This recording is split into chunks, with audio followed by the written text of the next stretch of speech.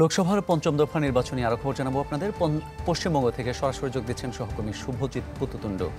শুভজিৎ, দেখা যাচ্ছে যে এই দফায় এসে অনেকের বিরুদ্ধে মামলা রয়েছে, ঠিক এই মামলা তাদের নির্বাচনী প্রচারণায় কিংবা জনপ্রিয়তায় কতটা প্রভাব ফেলছে একটু জানাবেন। আরেকটা বিষয় জানতে চাই, মামলা মাথায় নিয়ে আসলে তারা কিভাবে নির্বাচনী প্রচারণা চালাচ্ছেন?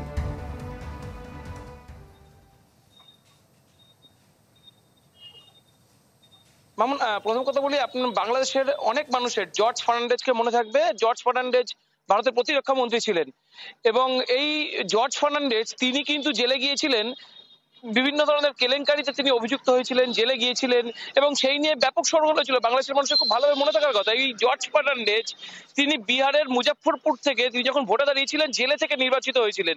জেলে থেকে ৩ লক্ষের বেশি ভোটে কংগ্রেসের প্রার্থীকে পরাজিত করেছিলেন। এরপরে যদি আপনি দেখেন মুক্তার আনসারী কিছুদিন আগে মারা গিয়েছে, একবারে এনকাউন্টারে মারা গিয়েছে উত্তরপ্রদেশের ডন ছিলেন, তিনিও জেলে থেকে নির্বাচিত হয়েছে। আপনি যদি আবার দেখেন আজম খান, এই লিস্ট শেষ হবে না, প্রচুর মানুষ, প্রচুর সাংসদ বিধায়ক যারা নির্বাচিত হয়েছে জেলে থেকে নির্বাচিত হয়েছে। এবং ভারতের যে এক্সিস্টিং আইন অর্থাৎ একেবারে সংবিধান কিছুটা পরিবর্তন করার পরেও কিন্তু সেখানে বলা হচ্ছে যে জেলে থেকে ভোটে লড়া যেতে পারে যতক্ষণ না একেবারে তিনি সাজাপ্রাপ্ত অর্থাৎ দণ্ডিত হন, আদালত তিনি তাকে সাজা ঘোষণা করে দেয়, তার আগে পর্যন্ত তিনি নির্বাচিত হতে পারে। এবং ২ বছরের বেশি যদি সাজা না হয় সেক্ষেত্রে তিনি কিন্তু তার যে সাংসদ বা বিধায়ক পদ সেটা বহাল থাকে। সেই হিসাবে ২ বছরের বেশি হলে ৬ বছর, অর্থাৎ আজীবন নয়, মাত্র ৬ বছর তিনি নির্বাচন থেকে দূরে থাকতে পারেন। ফলে যে দলগুলো যে ফৌজদারি মামলায় অভিযুক্তদের যে একেবারে টিকিট দিয়েছে, তাদের ভোটে লড়ার যে প্রেক্ষিত তৈরি করে দিয়েছে, সেটা কিন্তু দলগুলো কার্যত রিস্ক নিয়েছে এবং দলগুলো জানে ভারতের যে বর্তমান আইন সেই আইন কিন্তু রীতিমতো তাদের প্রোটেক্ট করে এবং এই আইনে তাদের খুব একটা সমস্যা হওয়ার কথা না। আপনি রাহুল গান্ধীর কথা। শুভজিৎ, আপনার তথ্য পেয়েছি, কিন্তু আরেকটা বিষয় জানতে চাই যে কি হেভিওয়েট প্রার্থী যারা রয়েছেন তারা আসলে নির্বাচনে প্রতিদ্বন্দ্বিতা কেমন হতে পারে? বিশেষ করে যদি রাহুল গান্ধীর কথা বলি, রাজনাথ সিং এর কথা বলি, তারা জয় হওয়ার সম্ভাবনা কতটুকু আছে?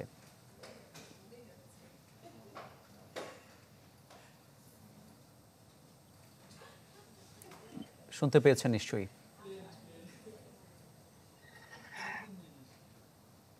শুভজিৎ, আমি যে বিষয়টি জানতে চাইছি, হেভি প্রার্থী যারা রয়েছেন রাহুল গান্ধী কিংবা রাজনাথ সিং, তাদের জয়ের বিষয়ে আসলে কেমন আশাবাদী তারা?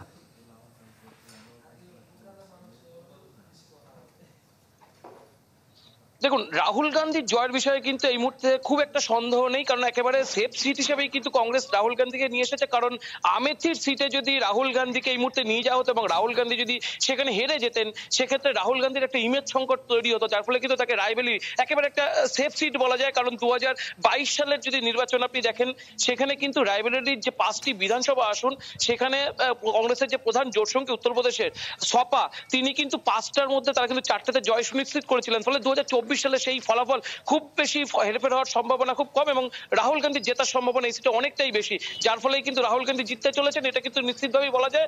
অন্যদিকে লখনৌ বা যেখানে আপনি বলছেন রাজনাথ সিং, তাদেরও কিন্তু যে জয়ের সমীকরণ সেটা কিন্তু অনেকটাই পরিষ্কার, যার ফলে এই সব আসনগুলো। জি শুভজিৎ, ধন্যবাদ আপনাকে। পশ্চিমবঙ্গ থেকে যুক্ত হয়েছিলেন আমাদের সহকর্মী শুভজিৎ পুততুণ্ড, জানাচ্ছিলেন লোকসভা নির্বাচন পঞ্চম দফার খবরাখবর।